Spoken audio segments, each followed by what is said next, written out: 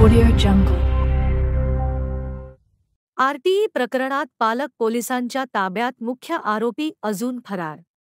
नागपूर. वंचित व दुर्बल गटातील विद्यार्थ्यांना उच्च दर्जाचे शिक्षण मिळावे, त्यांचा शिक्षणाचा हक्क अबाधित राहावा याकरिता राज्य शासनाने अशा विद्यार्थ्यांना आरटीई अंतर्गत राईट टू एज्युकेशन नामांकित खासगी शाळांत प्रवेश दिला जातो.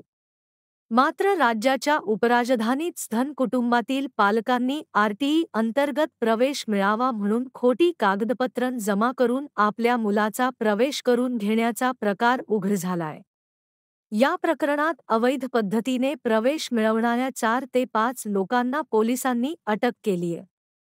काय आहे प्रकरण? इयत्ता 1ली 8वी पर्यंत SC/ST व गरीब व दुर्बल गटातील मुलांना चांगल्या दर्जात शिक्षण घेता यावे याकरिता आरटीई अंतर्गत खाजगी शाळांमध्ये 25% आरक्षित कोटा देण्यात आलाय. मात्र याच आरक्षित कोट्यातील जागे बोगस कागदपत्राच्या आधारे आपल्या पाल्याचे प्रवेश करून घेत असल्याची तक्रार शिक्षण विभागाला मिळाली होती. त्यानंतर शिक्षण विभाग आणि संबंधित शाळांनी प्राथमिक चौकशी केल्यावर यामध्ये मोठा रॅकेट सक्रिय असल्याचं समोर आलंय. त्यानंतर पोलिसांनी केलेल्या चौकशीत नामांकित शाळांमध्ये आरटीई अंतर्गत प्रवेश घेण्यासाठी जात प्रमाणपत्रासह इतर आवश्यक डॉक्युमेंट्स बोगस पद्धतीने तयार करण्यात आल्याचे समोर आले आहे. त्यानंतर पोलिसांनी नागपूरच्या सीताबर्डी व सदर पोलीस ठाण्यात 19 पालकांवर गुन्हा नोंदवलाय. त्यापैकी 4 ते 5 आरोपी पालकाला पोलिसांनी अटक केलीय. या प्रकरणातील मुख्य आरोपी शाहिद शरीफ हा या पालकांकडून नामांकित शाळेत प्रवेश मिळवून देण्यासाठी 1 ते 1.5 लाख रुपये वसूल करायचा असं पोलीस तपासात समोर आलंय. तर प्रशासकीय अधिकारी आणि कर्मचाऱ्यांना आमिष दाखवून हे खोटे दस्तावेज बनवून घेण्यात आलेत का याचाही तपास पोलीस करत आहेत. तसं आढळल्यास प्रशासकीय अधिकारी व कर्मचाऱ्यांनाही आरोपी बनवले जाणार असल्याची माहिती पोलिसांनी दिलीय. आतापर्यंत 19 पालकांवर गुन्हा नोंदवण्यात आलाय. मान शहरात ही संख्या शेकडोवर जाण्याची शक्यता वर्तवली जात आहे. पोलिसांनी शाहिद शरीफ याच्या कार्यालयाची झाडाझडती घेतली असता त्यातून तलवार व इतर महत्त्वाचे डॉक्युमेंट्स पोलिसांनी जप्त केले आहे. तर शाहिद शरीफ अजूनही फरार आहे. मात्र लवकरच तो पोलिसांच्या ताब्यात असेल असा विश्वास पोलिसांनी बोलून दाखवलाय. या प्रकरणामुळे सध्या आरटीई अंतर्गत इतर शाळांमध्ये असे बोगस किती प्रवेश झालेत याचाही पोलीस सखोल अभ्यास करीत आहे. मात्र या मार्गाचा अवलंब करीत राज्यभरात अशा प्रकारे किती प्रवेश झाले असतील हेही नाकारता येत नाही. त्यामुळे याचा तपास झाल्यास अजून काही आकडे पुढे येण्याची शक्यता आहे. रवींद्र सिंगल, पोलीस आयुक्त नागपूर व राहुल मदने, पोलीस उपायुक्त यांच्या माध्यमांशी बोलताना प्रतिक्रिया.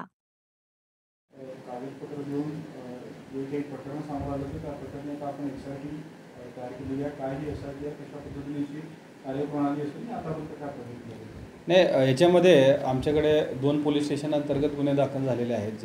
ज्या ठिकाणी बर्डी पोलीस स्टेशन, सदर पोलीस स्टेशन याच्यामध्ये 2 गुन्ह्यामध्ये एकूण 19 लोकांना आरोपी केलेले आहेत. ते सर्व त्या पाल्यांचे पालक आहेत ज्यांनी ॲडमिशन घेताना खोटी कागदपत्र दिले. ते आरटीई अंतर्गत जे गरजेचे कागदपत्र त्यांनी सर्व बनावट कागदपत्र दिलेत. त्याच्या अनुषंगाने आपण सदर पोलीस स्टेशनला जो गुन्हा दाखल आहे त्याच्यामध्ये एक पालकाला अटक पण केलेली आहे. त्याच्यामध्ये जो मुख्य एजंट आहे ज्याच्या मार्फतीने हे सर्व कागदपत्र बनावट करणे, ॲडमिशन घेणे त्याचा आपण शोध घेत आहोत. आणि आणखीनसुद्धा याच्यामध्ये ऑफेन्स वाढू शकतात, गुन्हेगार वाढू शकतात. नाही, SIT म्हणून असा आतापर्यंत आदेश झालेला नाही आहे. फक्त आपण जे पोलीस स्टेशन लेवलला आहे त्याच्यामध्ये 2 पथकं आपले आहेत. जे सदर पोलीस स्टेशनचं एक पथक आहे आणि बर्डी पोलीस स्टेशनचं एक पथक आहे.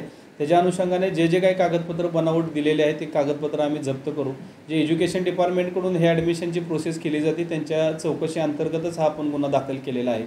आणि त्याच्या अनुषंगाने पुढील तपास आमचे पोलीस अधिकारी करत आहेत. सर, याच्यातला नेमका मास्टर माइंड कोण होता आणि ज्याला तुम्ही अटक केलेली आहे तो कोण आहे? नाही, आज जो अटक जे झालेला आहे त्याच्यामध्ये ते एका पाल्याचे पालक आहेत ज्यांनी डॉक्युमेंट बनवताना त्यांच्या मुलाबरोबर मुलीचे सुद्धा डॉक्युमेंट सबमिशन करताना खोटे डॉक्युमेंट सबमिट केलं आढळून आलेले आहेत. आणि जो काही एजंट आहे त्याचा आम्ही शोध घेत आहोत, ज्याच्या मार्फतीने हे सर्व ॲडमिशन झालेले आहे. कशामध्ये दस्तावेज यामध्ये खोटे दाखल केले गेले असं निष्पन्न? याच्यामध्ये रहिवाशाचे दाखले असतील, त्याच्यामध्ये आधार कार्ड असतील, जातीचे दाखले असतील, उत्पन्नाचे दाखले असतील.